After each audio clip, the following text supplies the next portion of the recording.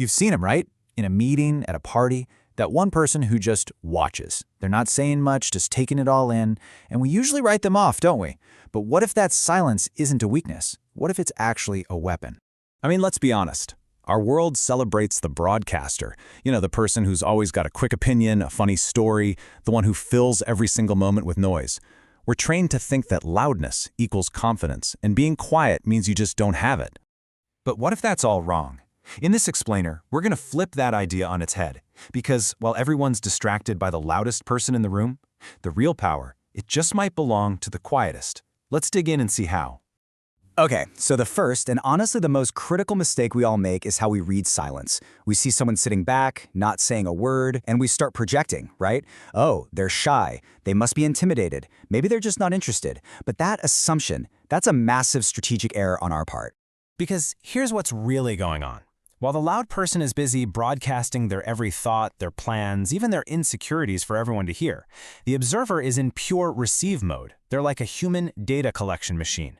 They're mapping the entire social landscape, picking up on not just what's being said, but more importantly, what isn't. They're figuring out the power dynamics, the hidden agendas, and the secret anxieties, all before they've even made their first move. So, this brings us to the observer's first huge advantage. It's a concept called information asymmetry. Now, that might sound a little complex, but trust me, the idea behind it is brutally simple. Think about it this way. Every single conversation is a transaction, a trade. When you speak, you're giving away an asset, your information. When you listen, you're acquiring that asset.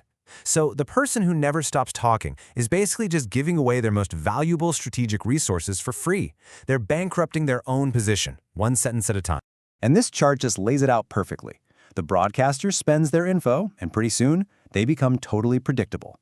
Meanwhile, the observer acquires info, and they remain a complete mystery. So by the time the conversation is over, the observer knows your goals, your fears, your whole strategy. And you know absolutely nothing about them. Now, who do you think is holding all the cards? But it goes even deeper than that. See, the observer isn't just passively soaking up information. Oh no. They actively pull it out of you, using one of the most powerful and underrated tools in human interaction, silence itself. It's a really fascinating psychological quirk we all have. A long pause in a conversation, it feels intensely uncomfortable, almost like a vacuum. And what do we do when there's a vacuum? We rush to fill it with anything we can think of. The silent observer knows this, and they weaponize that discomfort. Just look at how this plays out. The observer asks a simple question, and then they just wait. They say nothing. You, feeling that pressure mount, start talking. And you keep talking. You over-explain yourself. You start justifying everything. You might even reveal what you're really willing to concede in a negotiation. And while you're nervously rambling on, they're not just listening. They're watching your tiny facial expressions. They're hearing the hesitation in your voice. You are literally handing them the keys to your own mind. So, the big question is, how does all this data gathering actually turn into action? Well, while loud people often confuse just being busy with being effective, the observer is an absolute master of efficiency.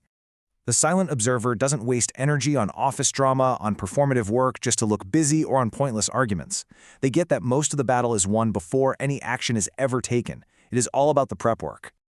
This chart really says it all, doesn't it? They might spend a whopping 90% of their time just watching, listening, and processing.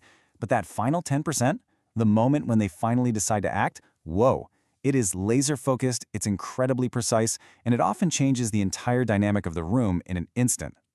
And that's really the crucial point here.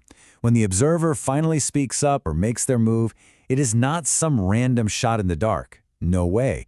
It's a calculated, precise strike aimed at the weakest point, a point they discovered while everyone else was busy making noise.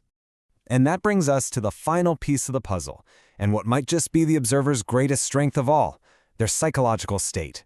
When things get high pressure or chaotic, they have an almost unfair advantage. Think about it.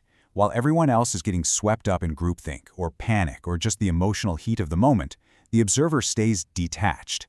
They don't get pulled away by the current.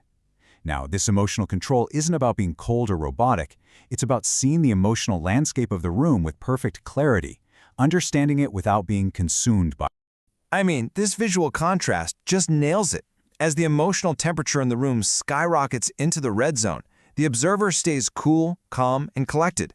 This allows them to see the logical path forward while everyone else is blinded by their own reactions. It makes them calm and, frankly, almost unstoppable. So what's the big takeaway here? It's really about totally reevaluating who you think holds the power in any situation. Let's do a quick recap of the observer's seriously effective arsenal. First, they use information asymmetry, so they always know more than they let on. Second, they turn silence into a weapon, pushing others to reveal themselves. Third, their economy of effort means that when they act, it's with surgical precision. And finally, their emotional detachment lets them think clearly when everyone else is panicking.